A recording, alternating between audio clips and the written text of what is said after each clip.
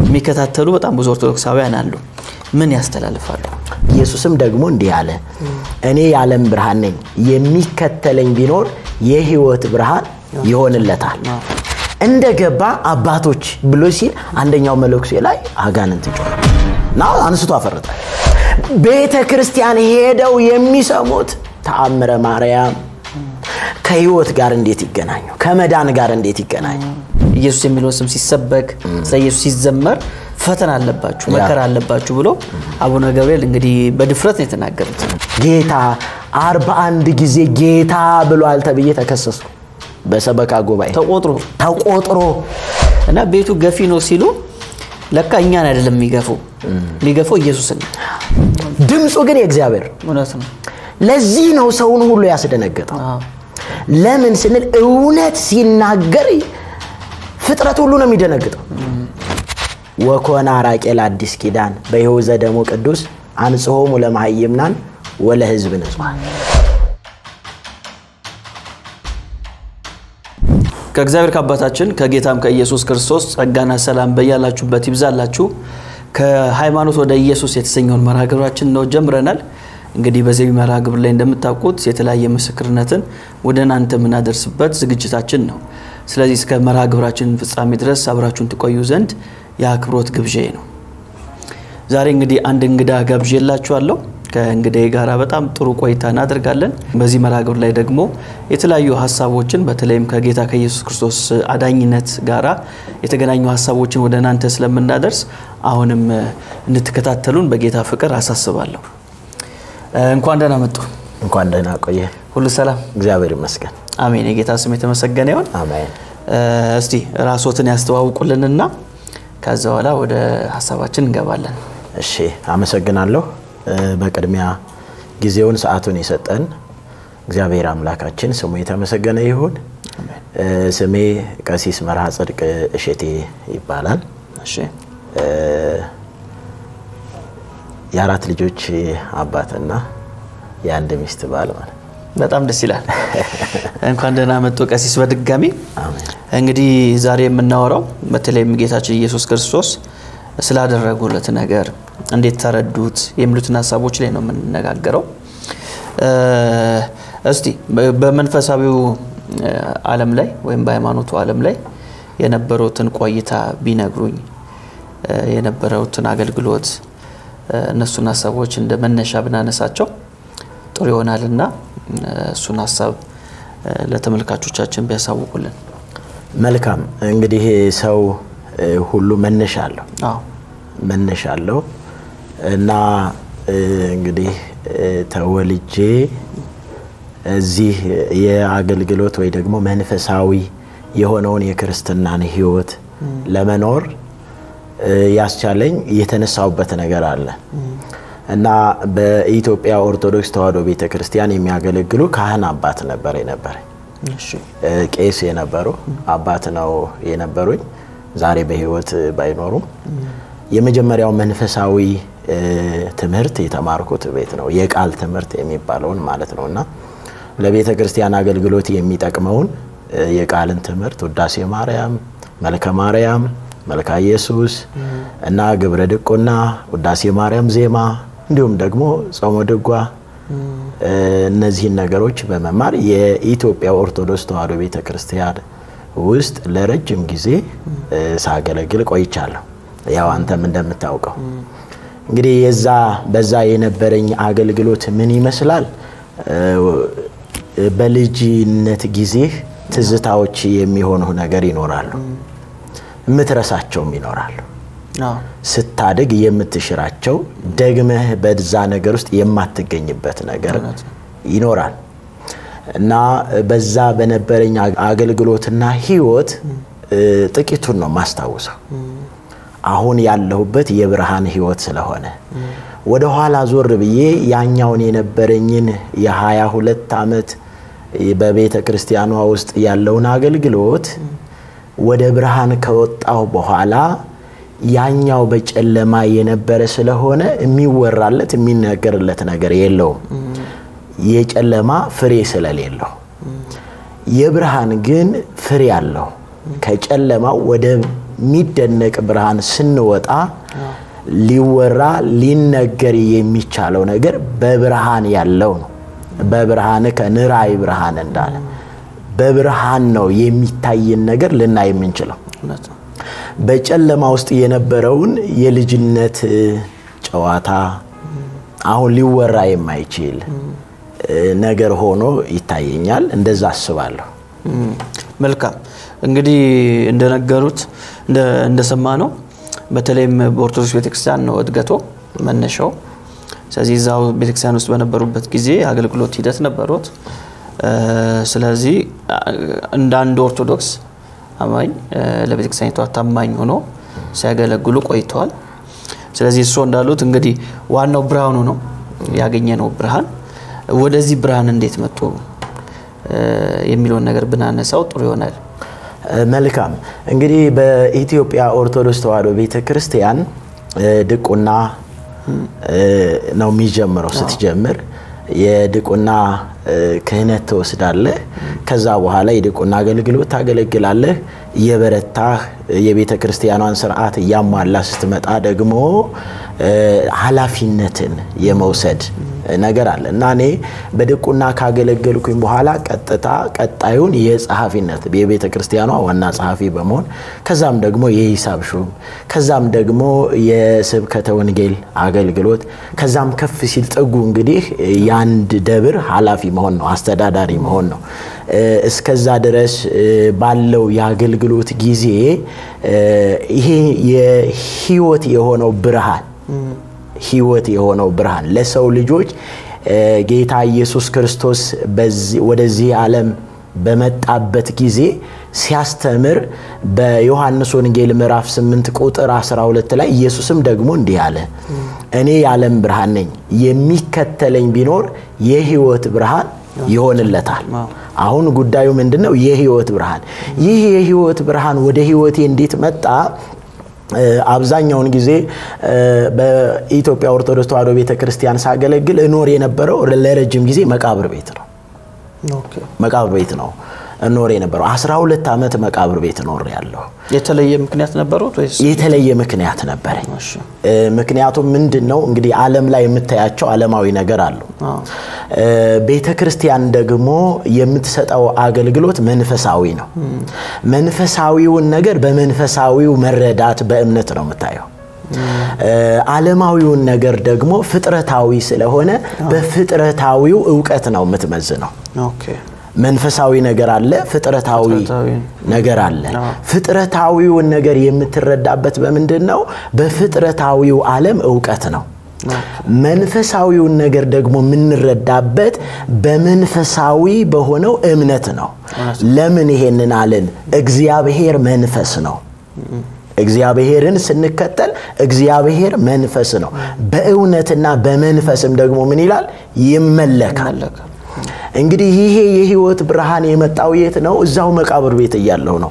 ከሰዎች ጋር ብዙ ሪሌሽን የለኝም እኩያ ጓደኛ አልነበረኝም ጓደኞቼ የምላቸው በእድሜ በጣም በብዙ የሚበልጡኝ አባቶች እንዲሁም ደግሞ ጊዜ የማሳልፈው ከነርሱ ጋር ነበር በእድሜ ከሚበልጡኝ ጋር እኩያ ጓደኛ አልነበረኝም ሳድግ የመጀመሪያው ጓደኛዬ አባቴ ነው እኔ ለቤተሰብ ሰባተኛ ልጅ ነኝ አባቴ ጋራ ነው ምንም ለው ብዙን ጊዜ ማሳልፈው ከቤተሰቡ ውስጥ ከአባቱ ጋር የሚበላ ገጠር ስላደኩኝ እኔ ብቻ ነኝ ልጆች ገጠር ሲያድጉ ታቃለህ ልጆች ብዙ መብት አይሰጣቸው አሁን እንጂ ድሮ በፊት ስለዚህ ይህ የህይወት ብርሃን መቼ ወዳንተ መጣ እዛው መቃብር ቤት ያለሁኝ የመስበክ ረጅም ጊዜ የመጸለይ ልማድ ነበርኝ ያ እንግዲህ ምን አይነት ጸሎት ብትለኝ ያው እንግዲህ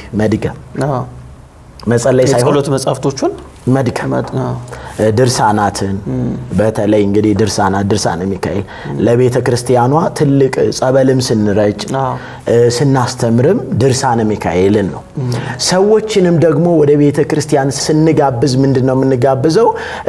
ሄዳችሁ ታምረ ማርያም ስሙ ነው፣ አስቀድሱ ነው። ወንጌል ስሙ የሚል ሐሳብ አልነበረ። ወንጌል ተማሩ፣ ወደ ቤተ ክርስቲያን ሄዳችሁ የሕይወት ቃል የሆነውን ወንጌልን ተማሩ የሚለው ሐሳብ አልነበረም። በዚህ ሁኔታ ያለው ነው እንግዲህ የእግዚአብሔር ሐሳብ ወደኔ የመጣው።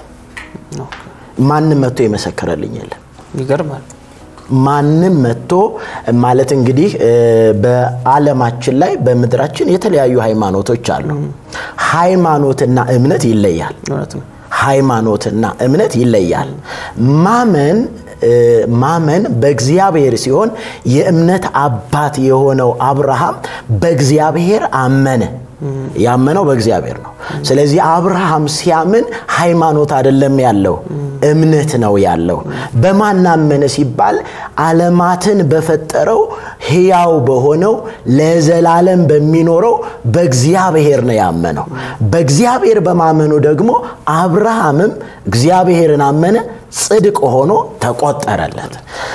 ስለዚህ በዚህ አይነት ሁኔታ እንግዲህ እኔ ወደዚህ ወደ ሕይወት ብርሃን ለመምጣት የመጀመሪያው ማስተዋውሰው አንድ ነገር አለኝ እማረሳው። ይሄ ትምህርት ማር ነበርና የ9ኛ ክፍል ተማሪ የሆነ አንድ ዲያቆን በ3 ብር የምትሸጥ አንድ የሳይኮሎጂ መጽሐፍ ገዝቶ ሰጠኝ።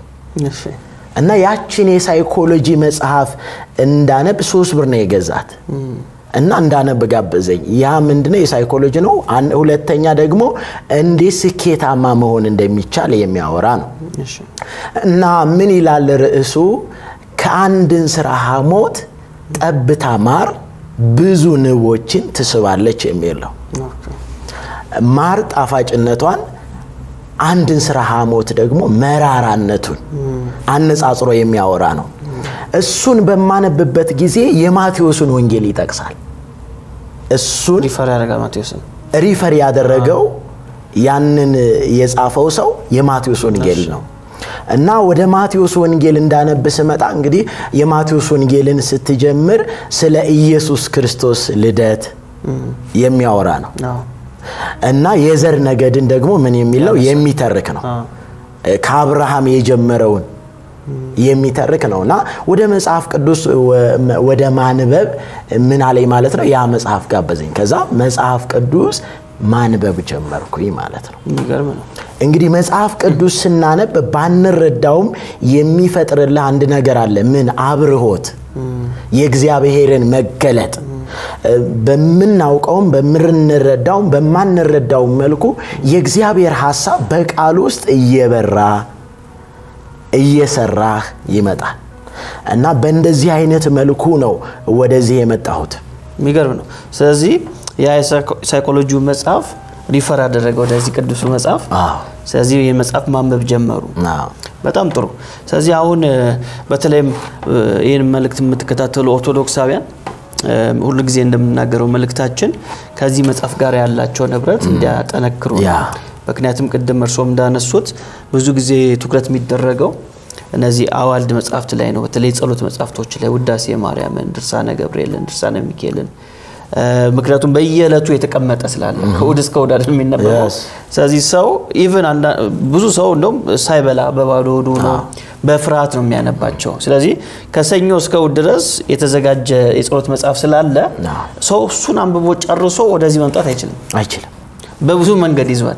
አንደኛ በስጋውም ይደክመዋል፣ ሁለተኛ ደግሞ የሚነበብም አይመስልም። ብዙ ሰው ያው ካነበብኩት አይገባኝም ብሎም ስለሚያስብ እነዛን መጽሐፍቶች ነው የሚያነበው። ሌላው ደግሞ ቻሌንጅ ምንድነው? እነዚህ የጸሎት መጽሐፍቶችን መጽሐፍ ቅዱስ ናቸው ብሎ የማሰብ ደግሞ ችግር አለ። በጣም የተማሩት አሁን ያሉትን አምናቸው እንጂ የሚለያዩት በተለይም ከከተማ ውጭ ያሉ ሰዎች እነዚህ የጸሎት መጽሐፍቶችን መጽሐፍ ቅዱስ ናቸው ብሎ የማሰብ ነገር በብዛት አለና እንግዲህ እርሶ ከዚህ መጽሐፍ ጋራ ያለውትን ነገር ያጠነከሩ መጡ። ማንበብ የበለጠ ጀመሩ ማለት ነው። ስለዚህ እንደ ትልቅ ብርሃን የሚያዩት አንድ የመጽሐፍ ቅዱስ ክፍል ነበር ያኔ ይሄኛው ነው የቀየረኝ በጣም የሚሉት ወይም ደጋግሞ የሚያነቡት? አዎ እንግዲህ እንዳልከው ነው። ቅድም በኢትዮጵያ ኦርቶዶክስ ተዋሕዶ ቤተክርስቲያን ሃይማኖት ውስጥ ስትኖር ገድላትን ድርሳናትን ስታነብ አንድ የሚመጣ ሐሳብ ያለ ምናኔን ገዳም መግባትን ገዳማዊ መሆን መመልኮስን ንጽህናን ብዙ የመጠበቅ እድሉ የለህም ያ ወዴት ይወስዳል ስንል ወደዛ ነው የሚወስደው መንገድ ባልሆነው ግዙፍ ወደ ሆነው ጨለማ የሚስብህ ነው። መጽሐፍ ቅዱስን ስታነብ ግን ወደ ብርሃን የሚያወጣህ ነው፣ ወደ ህይወት የሚያመጣህ ነው። መጽሐፍ ቅዱስ ሙሉን እንግዲህ ማንን ይናገራል ስንል በዮሐንስ ወንጌል ምዕራፍ 5 ቁጥር 39 ላይ ጌታ ኢየሱስ ክርስቶስ እንደዚህ አለ፣ እናንተ መጽሐፍትን ትመረምራላችሁ፣ በመጽሐፍትም ህይወት ያለ ይመስላችኋል፣ መጽሐፍት ስለኔ የሚናገሩ ናቸው ይላል። አሜን። አሁን መጽሐፍ ቅዱስ በመንፈስ ቅዱስ ተደርሶ በመንፈስ ቅዱስ ተነግሮ የተጻፈው መጽሐፍ ቅዱስ ስለማን የሚያወራ ነው? ስለ እግዚአብሔርን እንድናውቅ እግዚአብሔር ለኛ ያለውን ሐሳብ እግዚአብሔር ለኛ ያለውን ዘላለማዊ እቅድ የሚናገር ነው። ስለዚህ መጽሐፍ ቅዱስ ሙሉን የሚወደድ ነው። ምናልባት የሚያስረዳን የሚተረጉምልን ደግሞ ያስፈልገዋል። ያ ምን ይሆናል ስንል በጌታ በኢየሱስ ክርስቶስ በማመን የእግዚአብሔርን ልጅነት ስንቀበል በውስጣችን የሚኖረው መንፈስ ቅዱስ ምን ያደርግልናል? ያበራልናል፣ ይተረጉምልናል፣ ያስረዳናል። እውነቱ ይሄ ነው ብሎ ለመንፈሳችን ምን ይላል? ይመሰክርልናል። ልክ መጽሐፍ ቅዱስን አንብበን ልንረዳ የምንችለውን ነገር የሚያስረዳ ሰው አይደለም፣ መልአክም አይደለም፣ የሆነ ጻድቅም አይደለም፣ ራሱ የቃሉ ባለቤት የሆነው መንፈስ ቅዱስ አለ። እንግዲህ ወደዛ መረዳት ለመምጣትና ለማደግ ምን ያስፈልጋል ስንል ክርስትና ደረጃዎች አሉት። ልጅነት፣ ጎልማሳነት፣ ሽምግልና የሚባል ፍጹም ሆነ የእግዚአብሔርን ሐሳብ በመረዳት መኖር የምትችልበት ደረጃ ላይ የምትደርስበት ጊዜ አለ። በልጅነት እንግዲህ ዝም ብዬ ሳነብ ያነበብኩኝ ወደ ውሳኔ ያመጣኝ ግን አንድ ስልጣን አለ። አንድ ስልጣን እና ያ ስልጣን ቀን ነው ህይወቴን የቀየረው ማለት ነው። መንፈሳዊ ስልጣና ነበር። የተሐድሶ ስልጣና እንግዲህ እኔ ከተሐድሶ ጋርም ግንኙነት የለኝም። አንዳንድ ደጋግ ሰዎችን ወደ እንደ አቄላና እንደ ጵርስቅላ ለነ ጳውሎስ ለነ ሲላስ አሁን ሲላስን ታስታውሳለህ? በሐዋርያት ሥራ ላይ ያለውን በጣም የእግዚአብሔርን ነገር በመግለጥ በጣም የተቀጣጠለ ነበረ። ነገር ግን አቄላና ጵርስቅላ ሲያገኙት የበለጠ ኢየሱስ ክርስቶስ ማን እንደሆነ እንዲረዳ አድርገውታል። እንደዚህ አይነት መልካም ልብ ያላቸው አማኞች ሰዎች አንድ ስልጣን አዘጋጅተው በአንድ አባት መለኩሴ የሆነው አባት አማካኝነት እዛ ስልጣና 12 ሰዎች ነን፣ አስተዳዳሪዎች ነን።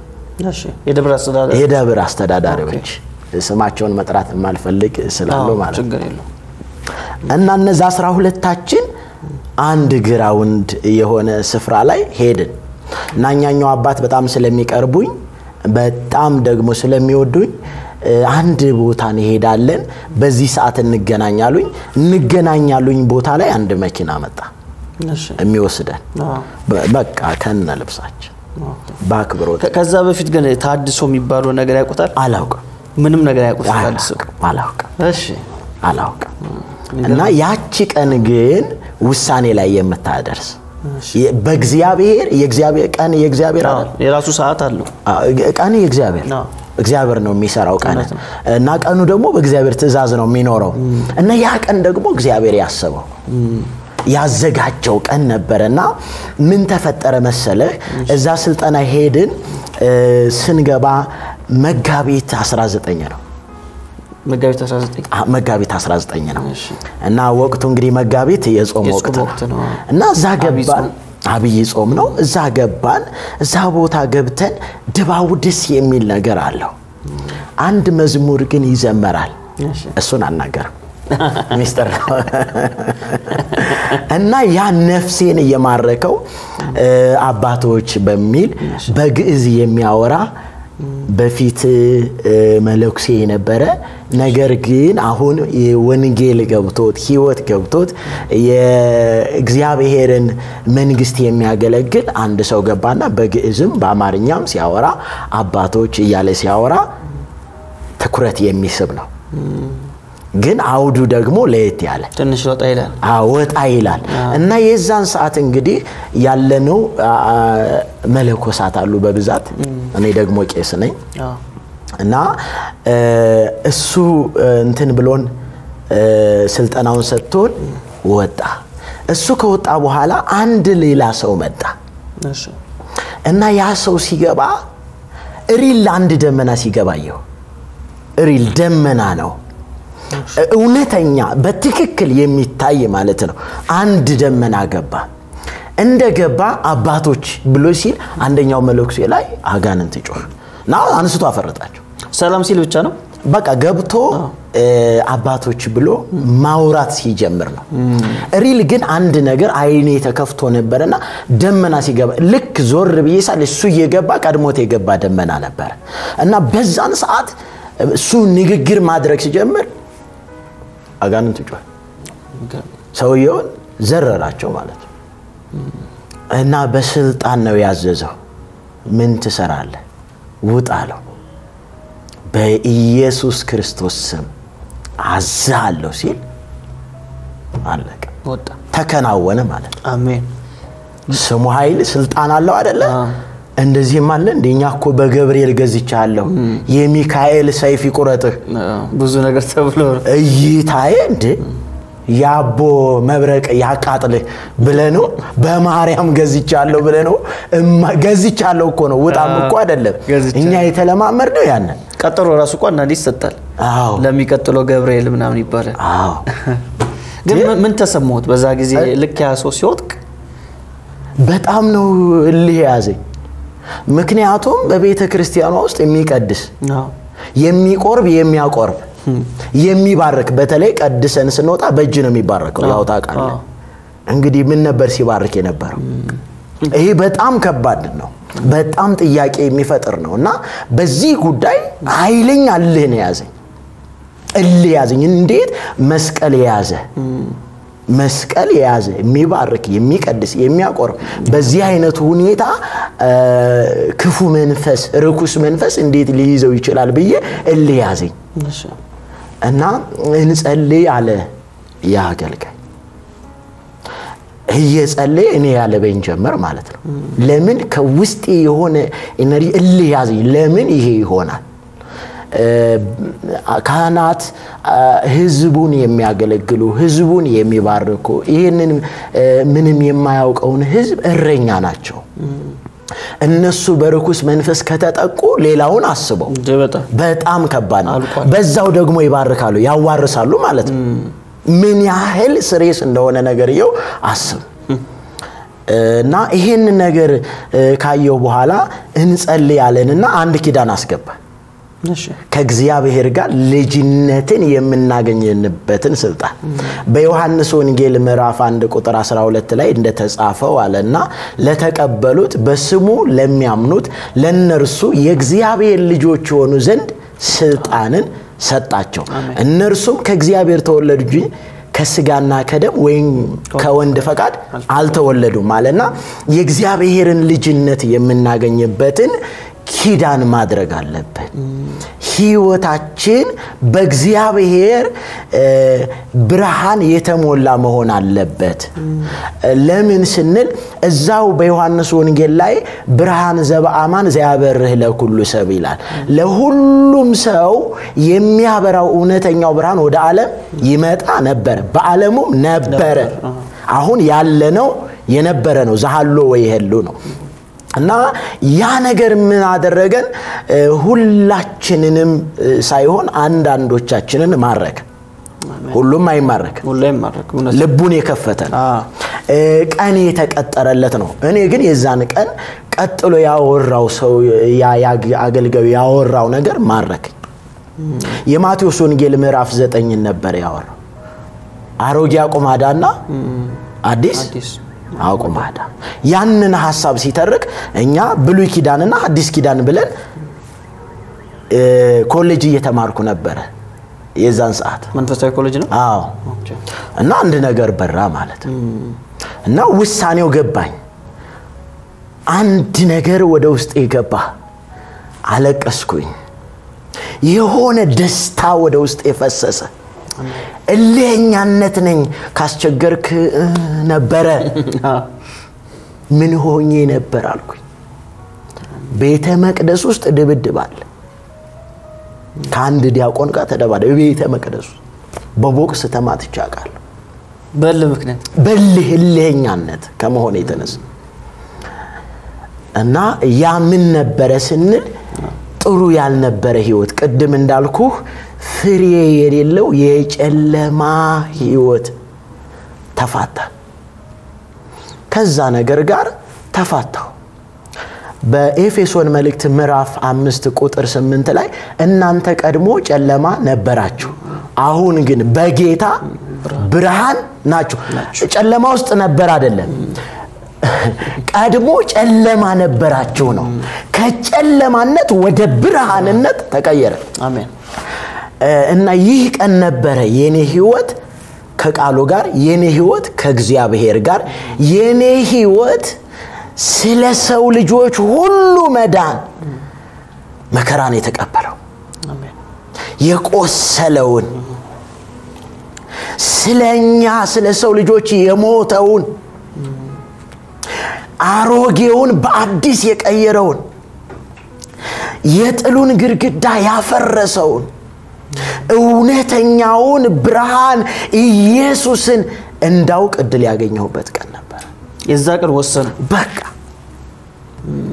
አሁን ልጅ ነኝ ያልኩት ሃይማኖት አልቀየርኩም የእግዚአብሔር የልጅነት መብት እንዳገኘው ገባኝ አባታችን ሆይ የሚለውን ጸሎት የምጸልይበት የልጅነት መንፈስ ወደ ውስጥ የገባ አሁን የአባትና የልጅነት ትስስር ግንኙነት ህብረት ተፈጠረ አሁን መድገም ተውኩኝና መጸለይ ጀመርኩኝ መጸለይና መድገም ይለያያሉ ቀደም እንዳልከው የዕለት ውዳሴ ማርያም ሳላደርስ አልወጣ ፈቀደ እግዚ ሰላም ለኪ ብዬ ማለት ፈቀደ እግዚ ያግዞ ለአዳም ዞነቱ ኩዘልብ ወያግቦ ሀበዘት ካትመንበሩ ልቡ ያዘነ የተከዘ አዳምን እግዚአብሔር ወደ ቀደመ ክብሩ ይመልሰው ዘንድ ወደደ እግዚአብሔር ነው የወደደው ወደ ቀደመ ክብሩ ይመልሰው ዘንድ የወደደው እግዚአብሔር ነው ሐሳቡ ጥሩ ነው ግን ሳሊ ለነ ቅድስት የሚለው ያፈርሰዋል ያፈርሰዋል ወዷላ ፈቅዷላ ያንን የፈቀደውን ምን የሚያጠለሽ ልበለው የሚሽር ልበለው ያ ነገር ሲመጣ የዛኛውን አውድ ይቀይረዋል በደም ነው የሚቀይረው ካውዱ ያወጣዋል ደሞ ከኤፍሬም ውጪ ነው ያስገቡበት ኤፍሬም ራሱ አልጻፈውም እና ያ ጊዜ ነበር በህይወቴ ላይ እውነተኛውን የእግዚአብሔርን ህይወት እንዳገኝ ያደረገኝ ያ ስልጠና ነው ስለዚህ ስልጠናው ላይ እንግዲህ ያ ታምር ተፈጠረ ታምራዩ ከዛ ደግሞ የህያው የሆነ እግዚአብሔር ቃል ተሰበከ ተጸለየ ስለዚህ ጌታን መቀበል እንዳለበት ወሰኑ ማለት ነው ስለዚህ ከዛሽ ደቂቃ ጀምሮ የእግዚአብሔር ልጅ የመሆን ስልጣንን መብትን አገኙ ስለዚህ ከዛ በኋላስ እንዴት ሆኖ በተለይ ኦርቶዶክስ ቤተክርስቲያን ጋር የነበሩት ግንኙነት ምን ይመስል ነበር አዎ ከባዱ እንግዲህ ነገር ይሄ ነው ሰው ወደዚህ ዓለም በሚወለድበት ጊዜ ያለቅሳል ከእውነተኛው ከእግዚአብሔር ደግሞ በእውነት ቃል ስንወለድ ቀጥሎ የሚመጣ አንድ ከባድ ነገር አለ የምትክደው ነገር አለ የምትተወው ነገር አለ የምትለየው ነገር አለ ራሱ አንተ ባትል እንኳን አንተ ላይ ድባቡ ይታያል ወደ ቤቴ ስመለስ የዛን ከ3 ቀን በኋላ ወደ ቤቴ ስመለስ ሚስቴ በር ላይ ነው የጠበቀች ውጭ በር ላይ እና በር ላይ ምን ሆነሃል የሚል ጥያቄ ነው የጠየቀች እንዴት አላውቅ ምንም አልሆንኩ ደህና ነኝ አየሆንከው ነገር አለ ንገረኝ ብላ አታውቅም ብላኝ አታውቅም የሆንከው ነገር አለ ንገረኝ አንድ ነገር ሆነሃል እኔ ምንም አልሆንኩ ያገኘኝ ሰው ሁሉ አባታችን ንሳ ልጆች ነበሩኝና ምን ሆነዋል አረኔ ምንም ጤነኛ ነኝ እንደው ራሴን እስከጠራጠረው ድረስ ማለት ነው ምንድነው የሆንኩት ምን ተለወጠ ምንድነው የተፈጠረው አሁን መግባባት አልቻልኩ ምንድነው አረኔ ደህና ነኝ ሰላም ነኝ አይ የሆነ ነገር አልናገርም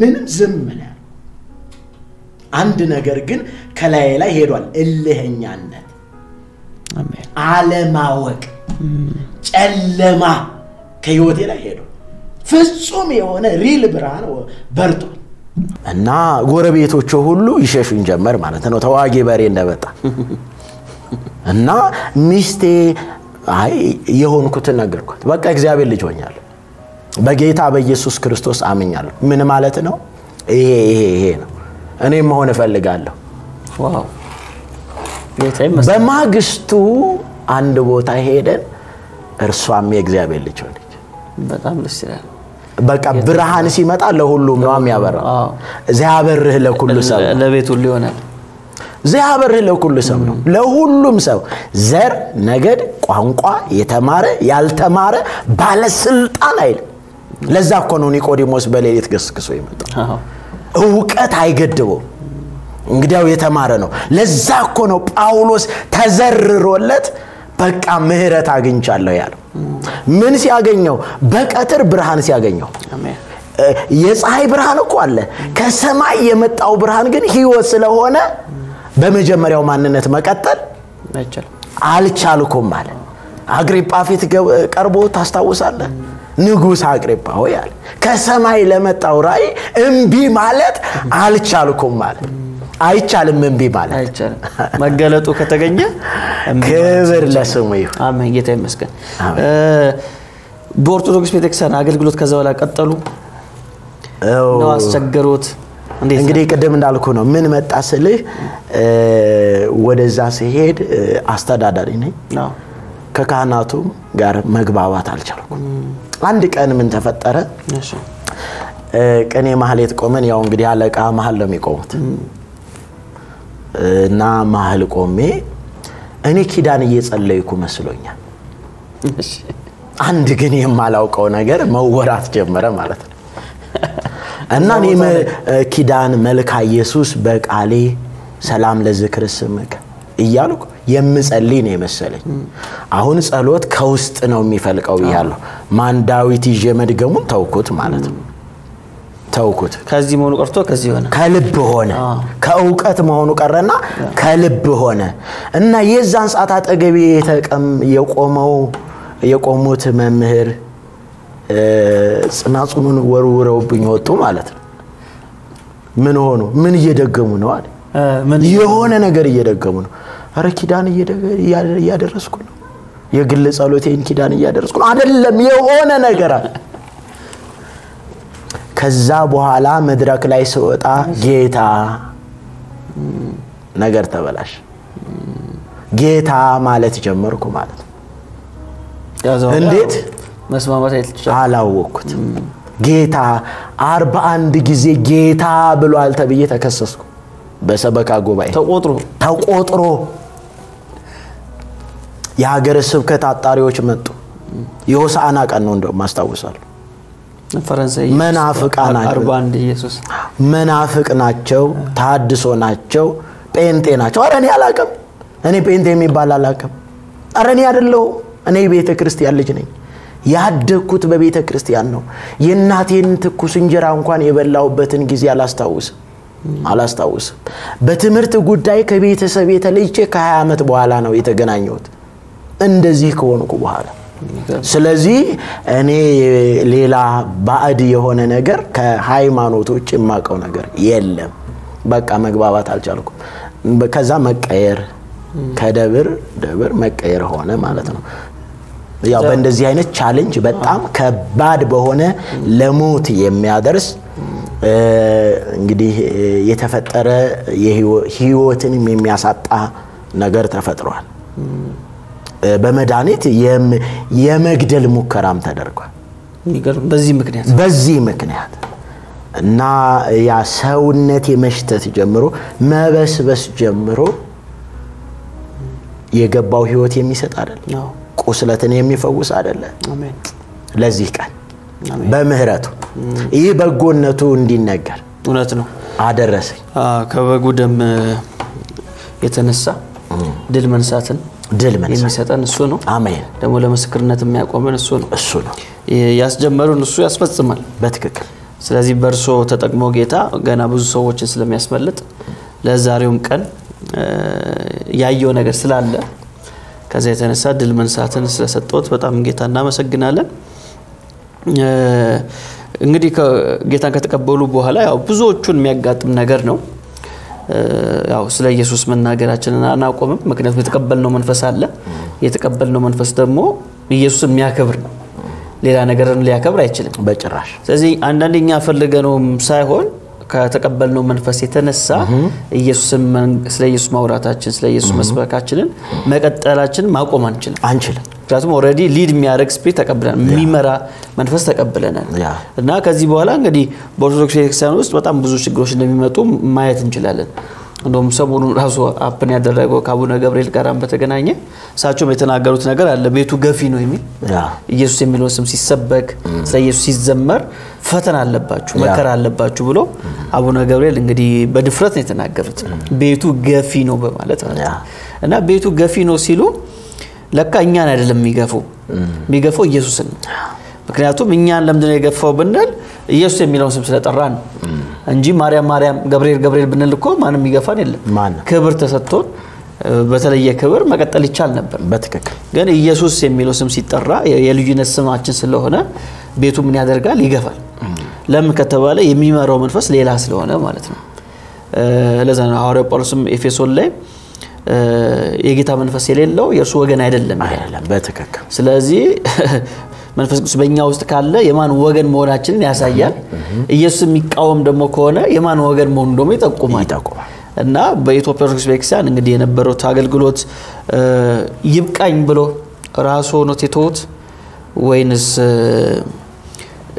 በክልከላ በግድ ነው ያለውን ነገር ያቆሙት በኦርቶዶክስ ቤተክርስቲያን የነበረኝን አገልግሎት እንግዲህ ያቆምኩበት አንድ ክስተት አለ እሺ አንድ ራሴ ነኝ ያቆምኩት ለምን ሲባል በዚህ ውስጤ በገባው የእግዚአብሔር ብርሃን የተነሳ መግባባት ስላልተቻለ ሌላ ስያሜን ሌላ ምክንያት ፈጥሮ መክሰስን ስላለ በዛ ምክንያት እንግዲህ ሁኔታዎች እየከበዱ ነው የሚመጡት ቀደም እንዳልከው አሁን እንኳን ቀደም ያልከው ብፁዕ አባታችን አቡነ ገብርኤል የሰማይን ድምጽ እውነትን ስለተናገሩ የደነገጠ ነገር አለ እውነትን የፈረሰም ነገር አለ አንድ መሰረት ፈርሷል የውሸት መሰረት ማለት ተናውጧል ያ ማለት ለምን እንደሆነ ታውቃለህ ብፁዕ አቡነ ገብርኤል የተናገሩትን ሐሳቡን በመንፈሳዊ መረዳት ካየው የሐሳቡ ባለቤት አለ ተናጋሪው ደግሞ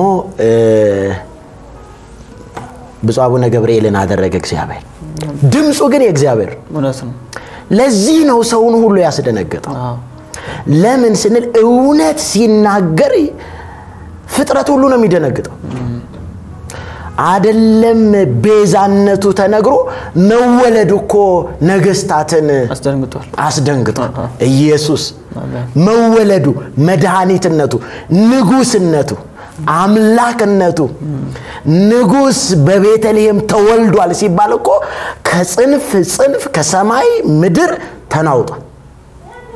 እንዲሁም ደግሞ በመስቀል ላይ የዋለበት ቅጽበት ፍጥረታትን ዓለማትን ሰማይን አነቃንቋል። አሜን። ጥልቁን ጨለማ አስደንግጧል። ይህ ቤዛነቱ በትክክል በእውነት ሲነገር በጣም የሚደንቅ ነገር ነው። ስለዚህ አሁን ሰው ነገሩን የመሰረተው በውሸት ስለሆነ ይደነግጣል። ሰው ሁሉ ባሸዋ ላይ የተሰራ መሰረት ከሆነ በቃ መፍረሱ አይቀርም። በአለት ላይ ያልተመሰረተ ነገር ሁሉ አንድ የእውነት ድምጽ ሲመጣ ይናወጣል። ይሄ ያለ ጉዳይ ነው። እንግዲህ ወደ ጠየቀኝ ነገር ስመጣ አስቀድሞ እግዚአብሔር እንግዲህ መውጫ በርን ያዘጋጃል ፈተና እንዳለ ሁሉ በአንደኛ ቆሮንቶስ ምዕራፍ 10 ቁጥር 13 ላይ ከሚቻላችሁ በላይ ተፈተኑ ዘንድ የማይፈቅድ እግዚአብሔር ይላል። ፈተናዎች ከበዱ፣ ስደቱ በዛ። በዚህ ሰዓት ከአስተዳዳሪነት ወደ ሂሳብ ሹምነት ተቀየርኩኝ። የሚገርም ነው። የዚህ ሰዓት እንደዚህ ለብሶ መሄድ የለም። ጃኬት የለብሼ ኮት የለብሼ እንደማንኛውም ሰው ወደ ቤተክርስቲያን መሄድ ጀመርኩ። መሳለም ማቆምኩ። ምን ነው አባታችን አሉኝ። አማኑኤል ገብቻለሁ አልኩኝ። አማኑኤል ቤተክርስቲያን ነበር የተቀየርኩት። ኦኬ። ምን ነው ሲሉኝ አማኑኤል ገብቻለሁ ያሉ የአይምሮ ችግር እንደሆነ ያስቡ ጀመር። ኖ በቃ ከዚህ በኋላ የእግዚአብሔርን ሕይወት ነው የምኖረው። አሜን። ሰዋዊ ስርዓትና ሃይማኖታዊ የሆነውን ነገር አከብራለሁ፣ ግን አላምንበትም፣ አልነቅፍም። ለኔ ሕይወት ተሰጥቶኛል። አሜን። ስለዚህ መኖር ያለብኝ የተሰጠኝን ሕይወት ነው። መፈጸምም ያለብኝ የእግዚአብሔር ቃል የሚያዘኝን ነው የሚለኝን ነው። መንፈስ ቅዱስ በመጣ ጊዜ ወደ እውነት ሁሉ ይመራችኋል። አሁን የሚመራኝን ነው መከተለው። ድምጽን ይሰማሉ ስላለ የሱን ድምጽ ነው ለመስማት መዘጋጀት ያለብኝ። ስለዚህ በዚህ ጉዳይ አንድ ቀን የቄስ ልብስ ለብሼ መስቀሌን ኪስ አድርጌ እንደዚህ ኖርባን ቆብ ሳላደርግ ወደ ሜክሲኮ እየመጣሁ ነው። እና አንድ ቦታ ላይ ጸሎት ይጸለያል እና የጸሎት ቤት የሚል አለ። ስፍራውን አልናገርም። እና እዛ ጸሎት ቤት ስገባ አንድ ትልቅ ረጅም ሽማግሌ ተንበርክከው ይጸልያሉ። እኔ ዝም ብዬ ነው በቃ ድንገት ወርጄ መንገድ ላይ ገባሁ እና ገብቼ ለመጀመሪያ ጊዜ እንግዲህ ወደ ተለየው ነገር ልሄድ ነው፣ ወደ ማልፈልገው ወደ ምጠላው ነገር ልሄድ ነው። ግን እግዚአብሔር ደግሞ ያለበት ስፍራ ማለት ነው። እና እዛ ስፍራ ስገባ አንድ ሽማግሌ ቁጭ ተንበርክከው ይጸልያሉና ሃሌሉያ ይላሉ። ቀስ ብለው አሁንም ሃሌሉያ ይላሉ። ምስጋና የተገባ ቅዱስ እግዚአብሔር ይያሉ ይጸልያሉ። ይወርሳል፣ ይስባል፣ ያግልሃል በሰከንድ። የሚያወጡት ነገር በጣም አሜዚንግ ነው። ቁጭ ብዬ ዝም ብዬ ማዳመጥ ጀመርኩኝ። እያዳመጥኩኝ ሰዎች መምጣት ጀመሩ። ሰዎች መጥተው መንበረከኪያ ወስደው ይንበረከካሉ። አይ እኔ ስለምን አልንበረከክ? መንበረከኪያ ወስጄ አጠገባቸው ተንበረከኩኝ። እና ተንበርክኬ እሳቸው ያሉት እኔ ላይ ዳይቨርት አድርጎ እኔ ያንን ድምጽ አስተጋባው ጀመር ማለት ነው። እለው ጀመር ማለት ነው። ከየት ነው? የለም በቃ አንድ ነገር እንግዲህ ሶኬት ጋር ካገናኘው ይረጋል። ልክ እንደዛ እኔ የለውም። ሰዎች መተው አዳራሹ ሞልቶ የተለያየ ርዕስ ተጸልዮ እኔ ደግሞ ተንበርክኬ የለሁም። እነሱን አልሰማም። ቅድም እንዳልኩ የሰማዩን ድምጽ እየሰማው እኔም ደግሞ በዛ ተመስጬ እየጸለይኩኝ ሳለ ድንገት እነሱ ጸልየው ጨርሰው የኔ ነገር አስገርሟቸው ብቻዬን እዛላለሁ አስገርሟቸው ተደንቀው አሁን ከወንድማችን ጋር ጸልየን እንጨርሳለን ብለው ሲነቁኝ ብንናልኩኝ ማለት ነው። እና ቶሎ ብዬ መስቀሌን አወጣ። እኔ ኦርቶዶክስ ነኝ አሁንም ኦርቶዶክስ ነኝ ተመልካቾቻችን እኔ ኦርቶዶክስ ነኝ በቃ እንዴት መጡ ለነሱም ጥያቄ ነው ትንግርት ነው እኔ አላውቅም መጣሁኝ ሲጸልይ አብሬ ተንበረከኩኝ እና በጣም ደነገጡን እና ምንድነው ሲጠይቁኝ አንድ ታናሽ ወንድሜ አንድ ጉዳይ ውስጥ ስለነበር አንድ ጥሩ ያልሆነ ኬዝ አውርቶኝ ስለነበር አይምሮዬ ላይ የሚመላለሰው ያ ነው አንድ ትንሽ ወንድሜ አንድ ጉዳይ ላይ ነው እና ጥሩ ያልሆነ ነገር ውስጥ ነው ለእሱን ለማግኘት እየሄድኩ ነው ለሱ እንድጸልዩልኝ አልኩኝ እሱን ሆነ ተንበረከካሉኝ ተንበረከኩኝ እና ከበውኝ መጸለይ ጀመሩ ከመካከላቸው አንደኛው ወጣ ብሎ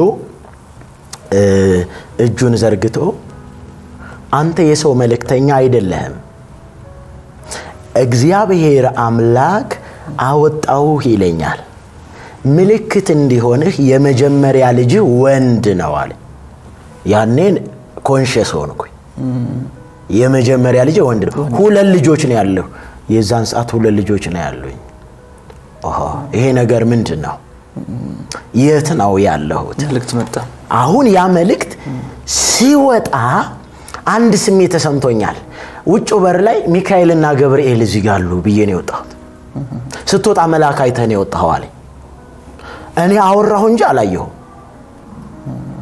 በሩ ላይ ግን ልጆችን የሚጠብቁ ሚካኤልና ገብርኤል እዚህ ያሉ ብዬ ነው ውጭ በር ላይ ቆሜ የወጣሁት ስትወጣ መልአክ አይተሃል አለ እኔ አላየሁ ግን አፌ ግን አንድ ነገር አወጣ ስለዚህ የሚጠብቃቸው አንተን የሚረዳህ እግዚአብሔር ካንተ ጋራ ነው አለኝ አው አማኑኤል ሆኗል ምንም ጥርጥር የለው እኔ ባልለው አማኑኤል ሆኗል ከኛ ጋራ ሆኗል አማኑኤል እግዚአብሔር ከኛ ጋር ለዚህ ምንም ትኩረት አሰጣውት ግን ቀጥሎ ያለው ነገር አንተ ወጣል ወጥመድ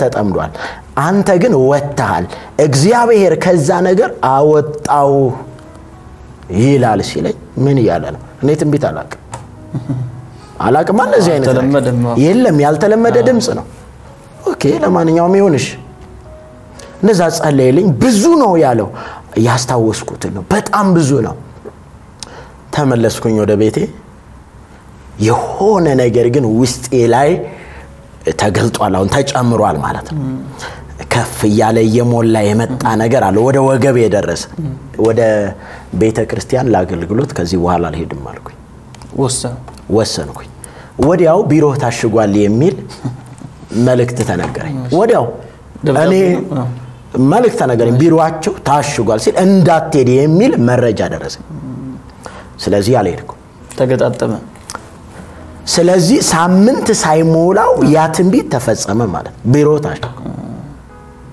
ከዛ በኋላ ቀረሁ ከ3 ወር በኋላ ሂሳብ ሹም ስለነበርኩ ሰነድ አስረክብ ተብዬ ተጠራው ላስረክብ ሲሄድ እኔ የምሰራበት ማስቀምጥበት ቁምሳጥን ተገንጥሏል የተፈለገው ነገር ግን አልተገኘም ስለዚህ በዛው ወጣሁኝ ሰነዱ ይሄ ተገንጥሏል ተረክበናል የሚል እኔ የሚፈልገው ነገር እኔ ይዤ ነው የሚሄደው በቦርሳ ስለዚህ እኔ አምልጫለሁ ወጥቻለሁ ማን ነገረው ተባለ እግዚአብሔር ነው ስሙ ይባረክ አሜን የሚጠብቅ አሜን የማይተኛ ትጉረኛ አሜን እና በዛው ወጣሁኝ ከ3 ወር በኋላ የትኛውም ደብር እንዳያገለግሉ የሚል $11 ሰርኩላል ደብዳቤ ተላለፈ ማለት ነው ታድሶ ናቸው መናፍቅ ናቸው የሚል በቃ ወጣሁኝ ንገርም ነው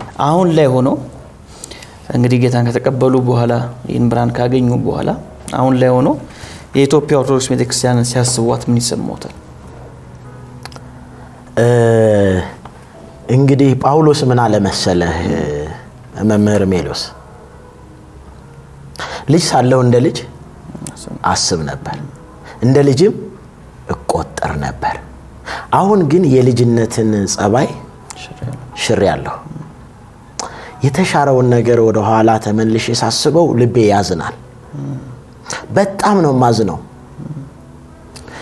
እግዚአብሔርን ፍለጋ እግዚአብሔርን እውነተኛውን ክርስትና ፍለጋ መዳንን ጽድቅን የዘላለምን ሕይወት ፍለጋ የእግዚአብሔርን መንግስት ለመውረስ ዋጋ የሚከፍሉ አባቶቼን እናቶቼን ወንድሞቼን ሳስብ ሐዘን ነው የሚሰማኝ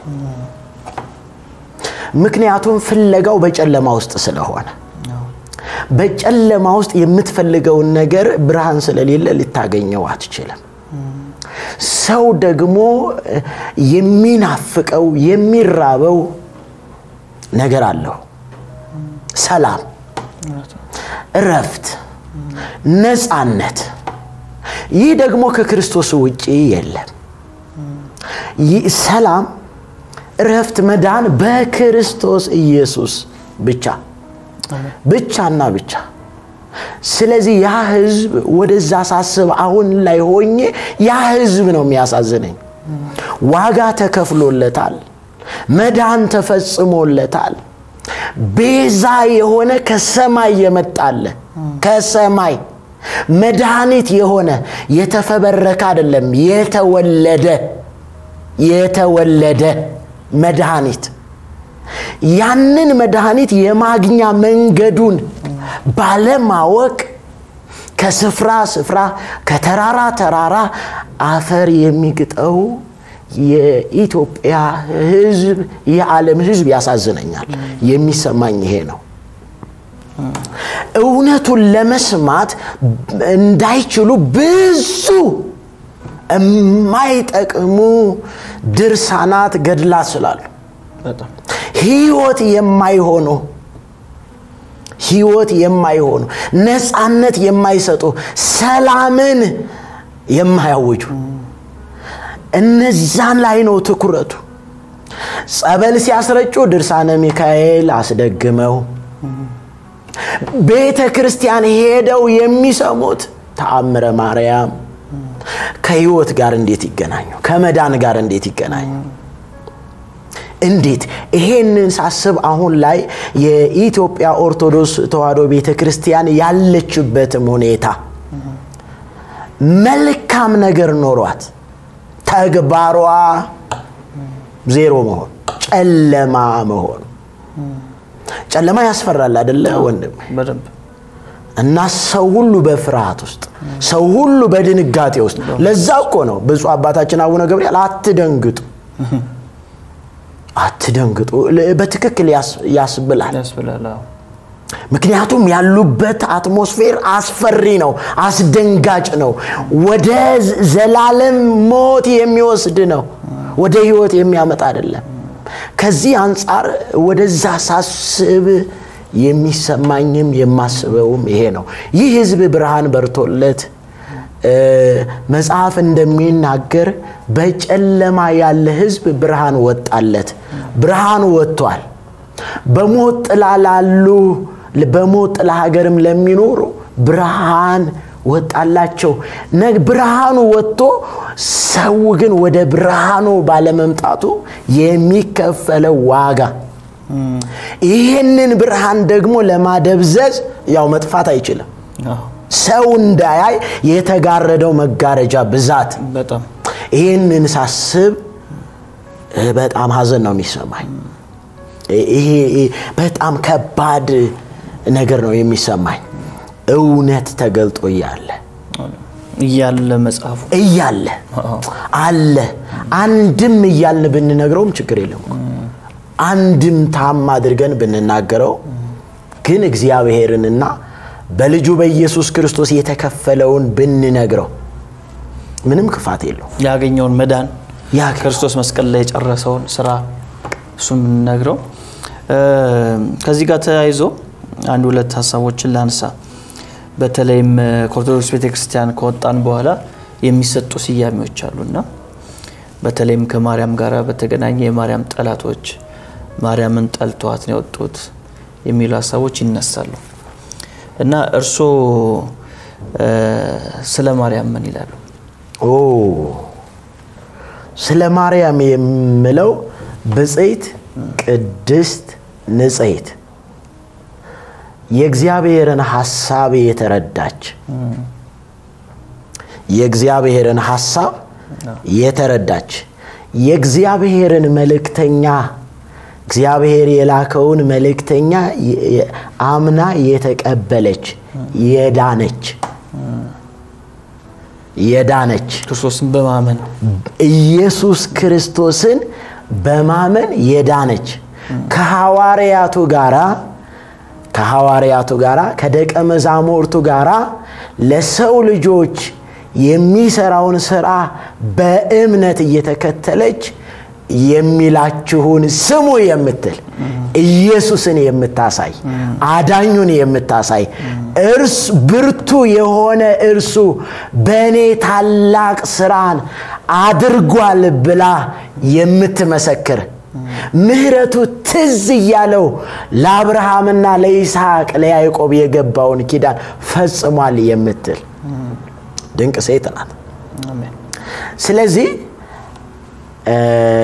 ቅድስት ድንግል ማርያም ያመነች ስለሆነች በእግዚአብሔር ቃልና በእግዚአብሔር ሐሳብ በጌታችን በኢየሱስ ክርስቶስ በፈጸመው ድንቅ ሥራ ሚዛን ስትታይ ያመነች ብጽዕት ናት። አሜን አሜን። ድንቅ መልስ ነው። መጽሐፉ የሚለውን ማለት ነው። መጽሐፉ የሚለውን ያውኛ ሚለየን ነገር ይሄ ነው። እኛ የምናገረው መጽሐፉ የሚለውን ነው። መጽሐፉ ከሚለው ውጪ አንናገርም ከተጻፈው ስለማናልፍ እንጂ ማርያምን ልንጠላ የምንችል አንዳች ምክንያት የለንም። እንኳን ማርያምን ጠላቶቻችሁን ውደዱ የሚል ጌታ ይዛ እንዴት ነው የጌታችን እናት ልንጠላት የምንችለው? ግን በሷ ስም የተሰራ የሐሰት ትምህርት አለ። ሌላ በስም ብቻ ነው የሚገናኙት እንጂ ከመጽሐፍ ቅዱስ ማርያም ጋር የማትገናኝ የሃይማኖቱ ዓለም የሰራት ማርያም አለች። ያቺኛዋን ነው እንግዲህ እየተቃወመ ያለ ነው እንጂ የጌታችን የኢየሱስን እናት በጣም ምንወድ መጽሐፉ የተነገረላትን ሐሳብ ወይም ደግሞ በትንቢት የመጣላትን ሐሳብ አሜን ብላ የተቀበለች እናት ነች። ይሄንን መቼም አንክድም፣ ምክንያቱም መጽሐፉን ስለምናምን። ግን ዋናው ነገር ራሷ እንደተናገረች መንፈሴ በአምላኬ በመድኃኒቴ ሐሴት ታደርጋለች እንዳለች እኛም እሷ ሐሴት ባደረገችበት መንገድ ሐሴት እናደርጋለን፣ ልጇ ኢየሱስን በማመን ማለት ነው።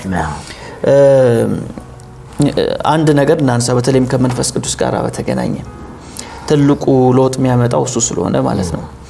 እና እንግዲህ ጌታን ከተቀበሉ በኋላ ስለ መንፈስ ቅዱስ ያሉት አረዳት እንዴት ሆነ?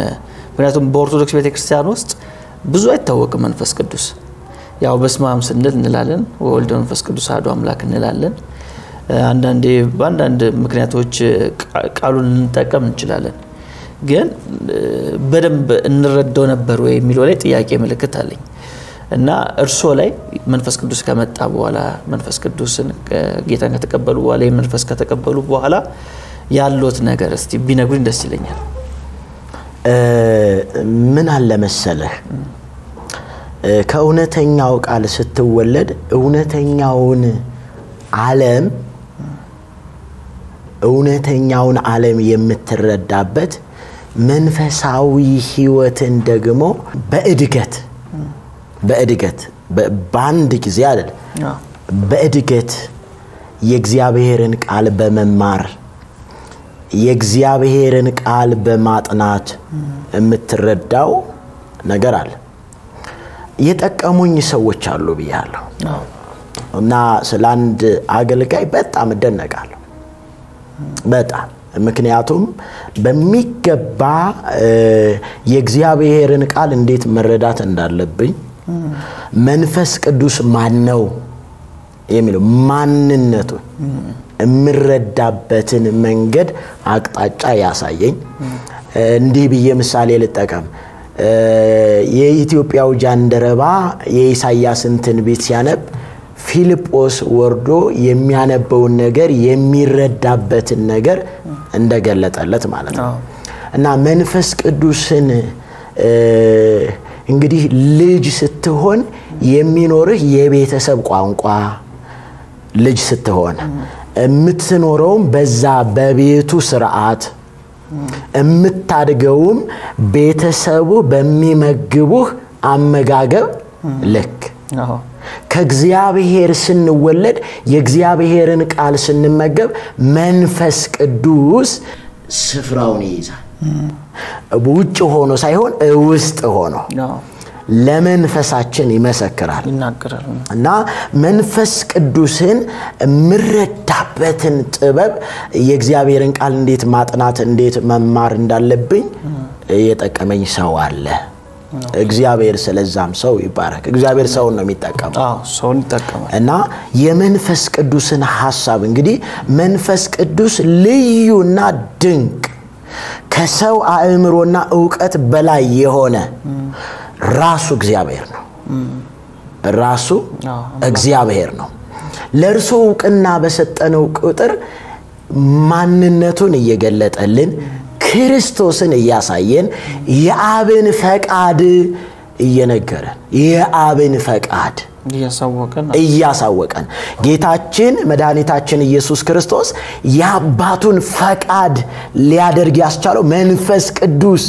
እየመራው ነበር በመንፈስም ተመርቶ ምን አለ ሄደ ይለናል ስለዚህ የሚመራ ነው መንፈስ ቅዱስ እና መንፈስ ቅዱስን የመንፈስ ቅዱስን ሐሳብ የሚገልጹትን ያው መጽሐፍ ቅዱስ ላይ ያለውን ሐሳብ ማጥናት ያንን ደግሞ እንዲያስረዳኝ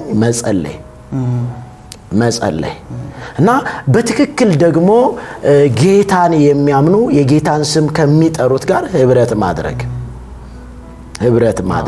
አንድ ላይ መሆን ህብረት ማድረግ እንዳድግ እንድበረታ እንደውም የተለየው እንደሆነ ያደረገ ሃይማኖተኛ እንዳልሆን ጴንጤም እንዳልሆን በትክክል እግዚአብሔርንና ሐሳቡን ፈቃዱን እንድረዳ ያደረገ ህይወት ነው ያለኝ ያው ነው እየቀጠለ ያለው ያው ነው እየተቀጣጠለ ያለው የሚበርድ አይደለም እያሳደገ ወደ ሙላት አምጥቶ ለሌላ እንድትጠቅም የሚያደርግ መንፈስ ቅዱስ በብሉይ ኪዳን ወርዶ በሰዎችን ተጠቅሞ ብዙ ስራዎችን ሰርቶ ይመለሳል አሁን ግን ላይመለስ ከኛ ጋር ሆኖ ወደ እውነት ሊመራን የመጣው መንፈስ ቅዱስ ድንቅ ነው እና ያ መንፈስ ይመራናል ማለት ነው አሜን የጌታ ስም የተመሰገነ ይሁን ያው መንፈስ ቅዱስ አምላክ ነው እኛ ያው በስላሴ ምናምነን አንድ አምላክ በሶስት አካል ተገልጧል ብለን እናምናለን እና አንዱ አካል መንፈስ ቅዱስ ነው ስለዚህ ጌታ የላከው አጽናኝ ነው የሚያበረታ ነው ኃይልን የሚሰጥ ነው ስለ ኢየሱስ የሚገልጥ የሚያብራራ ወደ እውነት የሚያመጣ መንፈስ ነው እንግዲህ መንፈስ ከየትኛውም ሃይማኖት በላይ ነው ሃይማኖትን አላቋቋመም ኦርቶዶክስን አላቋቋመም ወይም ጴንጤን አላቋቋመም ወይም ካቶሊክን አላቋቋመም ምንድነው የሚያደርገው ህይወትን ይሰጣል ስለ ኢየሱስ ይገልጣል ስለ ኢየሱስ ያብራራል ስለዚህ አንዳንድ ሰው ስለ መንፈስ ቅዱስ እናወራ በግድ ከጴንጤ ጋር ለማገናኘት የሚሞክሩ ሰዎች አሉ ግን መንፈስ ቅዱስ ከጴንጤ በላይ ነው ከየትኛውም ሃይማኖት በላይ ነው ስለዚህ በተለያየ ተቋም ውስጥ እንኳን ብንሆንም ግን ይሄ መንፈስ ቅዱስ ከተቋም በላይ መሆኑን መረዳት አለብን ምክንያቱም ጉዳዩ ኢየሱስን ማክበር ነው እንጂ ያለንበትን ተቋም ማክበር አይደለም ኢየሱስን ማላቅ ነው እንጂ ያለንበትን ተቋም ማላቅ አይደለም ስለዚህ ሁላችንም በግል ከዚህ መንፈስ ጋር ያለንን ህብረት ልናጤን ያስፈልጋል ማለት ፈልጋለሁ ምናልባት እንደመጨረሻ እንደማጠቃለያ አሁን ስላሉበት አገልግሎት ቢነግሩኝና ይሄን መልእክት የሚከታተሉ ኦርቶዶክሳውያኖች አሉ በጣም አሉና እንዳሉ ማቁ በኮሜንት ነው ኮሜንት ላይ በጣም ብዙ መልእክቶች ስለሚደርሱኝ የሚከታተሉ በጣም ብዙ ኦርቶዶክሳውያን አሉ ምን ያስተላልፋሉ እንግዲህ በኢትዮጵያ ኦርቶዶክስ ተዋህዶ ቤተክርስቲያን በውስጧ ለሚያገለግሉ አባቶች ካህናትም እንዲሁም ደግሞ በዛ ለሚገለገሉ ምእመናን የእግዚአብሔርን ልጅነት መቀበልንና የልጅነት መንፈስ ኖሮን ደግሞ በእግዚአብሔር ፊት መመላለስን እንዲረዱ የማድረግ አገልግሎት ነው አሁን የመተቸት የመንቀፍ የማጥላላት ሳይሆን እንግዲህ ምን ይፈልጋል ስንል አስተውሎት ይፈልጋል ማስተዋል የሚባል ነገር አለ እና በማስተዋል ሰዎች ስለ ሰው ልጆች መከራን የተቀበለ አንድ ነው ቅዱሳኑ ያንን እውነት ተረድተው ኖረው አልፈዋል በቃ ኖረውት ለራሳቸው ኖረውት እነሱ የተቀበሉት መከራ ለሰው ልጆች መዳን አይሆንም ለሰው ልጆች ዋጋ ሆኖ መድኃኒት ሆኖ የተሰቃየ ስጋው እስኪበጣጠስ አጥንቱ እስኪደቅ ደሙ ፈሶ እስኪያልቅ ድረስ ዋጋ የከፈለ ኢየሱስ ክርስቶስ ነው ለምን ሊያድነን ወኮና አራቄ ለአዲስ ኪዳን በይሁዘ ደሙ ቅዱስ አንጽሆሙ ለማህይምናን ወለህዝብ ንጹሐን ለህዝብ ሁሉ እግዚአብሔርንና ሰውን ያስታረቀ የሐዲስ ኪዳን መካከለኛ የሆነውን ኢየሱስ ክርስቶስን ባይጠሉት እላለሁ አንደኛው መልእክቴ ነው ሌላኛው ነው ያለውበት አገልግሎት ከወንድሞች ጋር እንግዲህ የተሐድሶ ሐሳብ አለ ባይምሯችሁ መታደስ ተለወጡ እንጂ ይሄንን ዓለም አትምሰሉ መንፈሳዊ ህይወት ይሄንን ዓለም መምሰል አይደለም መንፈሳዊ ህይወት እግዚአብሔርን በመፍራት በጽድቅ በቅድስና በእውነት የሚኖር ህይወት ነው ክርስትና እንጂ ታሪክ አይደለም ሃይማኖት አይደለም እግዚአብሔር ይባርክ መምህር ሜሎስ እግዚአብሔር አብ የሰጠን ህይወት ነው ሃይማኖት አይደለም የሆነ ተቋም የሆነ ቡድን እንድንሰበስብ አይደለም ህይወት እንዲኖረን ነው የሚያስፈልግ ይሄንን አገልግሎት ያገለግልን ነው ይህ እንግዲህ አንተም እንደምታውቀው አፍላገ ህይወት ሚዲያ ላይ አንዳንድ ጠቃሚ ትምህርቶችን እንዲሁም ደግሞ እውነት ያልሆኑትን እነዚህ በእግዚአብሔር ቃል ሚዛን እውነት አይደሉም ሐሰት ናቸው የእግዚአብሔር ቃል ደግሞ እውነት ነው ሰውን ሁሉ እንግዲህ ሰው ሁሉ በሮሜ መልእክት ምዕራፍ 3 ከቁጥር 21 ጀምሮ ስናነብ የሚነግረን ነገር አለ አሁን ግን ያለ ህግ የተገለጠ ነገር አለ በህግ በሥርዓት በሆነ ዋጋ በመክፈል ሳይሆን ያለ ህግ የተገለጠ ጽድቅ አለ ያለ ህግ የተገለጠ መዳን አለ ለምን ሰው ሁሉ ኃጢያትን ሰርቷል የእግዚአብሔር ክብር ጎሎታል ስለዚህ ያ የእግዚአብሔር ክብር ለሰው ያስፈልጋል ይሄንን አገልግሎት በአፍላገ ህይወት ሚዲያ ያገለግል እገኛለሁ ከወንድሞች ጋር ሌላው እንግዲህ ወንጌል የተወለደ ስለሆነ ዘተወልደ ወአኮ ዘኢተገብረ የተፈጠረ አይደለም የተወለደውን የህይወትን ወንጌል መስበክ መመስከር ህይወታችን ነው ስራችን ነው አሜን ሃይማኖት አይደለም የምንከተለው ለእንጀራም ለጥቅምም አይደለም ለህይወት የሆነው አሜን የኑሮ ለውጥ አይደለም የስፍራ ለውጥ አይደለም የዘላለም ህይወት ማግኛውን መንገድ ሰዎች እንዲከተሉ የማድረግ አገልግሎትን በማገልገል ላይ እገኛለሁ በጣም ደስ ይላል እንግዲህ እግዚአብሔር ባርኮት መጥቶም ደግሞ እንግዲህ ሆኖ ጌታ በርሶ ላይ የሰራውን ድንቅ ስራ ለመመስከር ፈቃደኛ ስለሆኑ ሌላ ጊዜ ደግሞ በሌላ ርዕሰ ጉዳይ ላይ ተገናኝተን እንደዚህ እግዚአብሔር ቃልን እንነጋገራለን ለሰዎች ደግሞ እንመሰክራለን በያስባለሁ በድጋሚ በጣም አመሰግናለሁ እንግዲህ መልእክት ተከታተሉ የነበራችሁ ውድ የሜሎስ ዩቲዩብ ተከታታዮች የዛሬው መርሃ ግብራችን ይሄን ይመስላል እንግዲህ በጣም ብዙ እንድትጠቀማችሁ እንዳተረፋችሁ ተስፋ አደርጋለሁ በተለይ መልእክቱን ተከታተሉ ኦርቶዶክሳውያን ያላችሁበትን ቦታ ላይ ቆም ብላችሁ እንድታስቡ በተለይ በአገልግሎት ላይ ያላችሁ ሰዎች ዲያቆናት ካህናቶች መምህራኖች ራሳችሁ እንድታዩ በተለይ ከዚህ ከቅዱሱ መጽሐፍ ጋር ያላችሁ ግንኙነት ምን ይመስላል የሚለው ነገር እንድትታዘቡ ራሳችሁን በዚሁ አጋጣሚ መናገር መጠቆም ፈልጋለሁ ምክንያቱም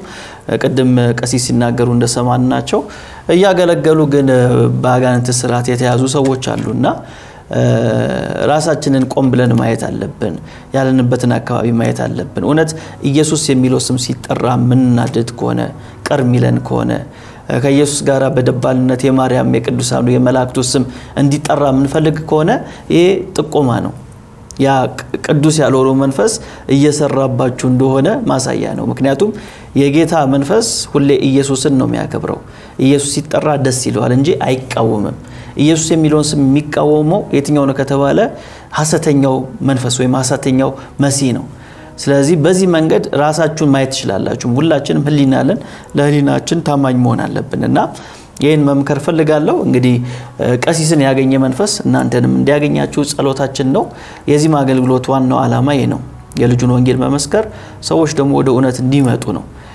ያስተን ትምህርት ደግሞ እናፈርሳለን ማለት ነው ስለዚህ የዛሬው መርሃ ግብራችንን በዚህ ላይ እንፈጽማለን ደግሞ ከሌላ ሰው ጋር በሌላ ጊዜ እንገናኛለን በሌላ ርዕሰ ጉዳይ ላይ እስከ ሳምንት የአብ ፍቅር የወልድ ቸርነት የመንፈስ ቅዱስ ህብረት ከሁላችን ጋር ይሁን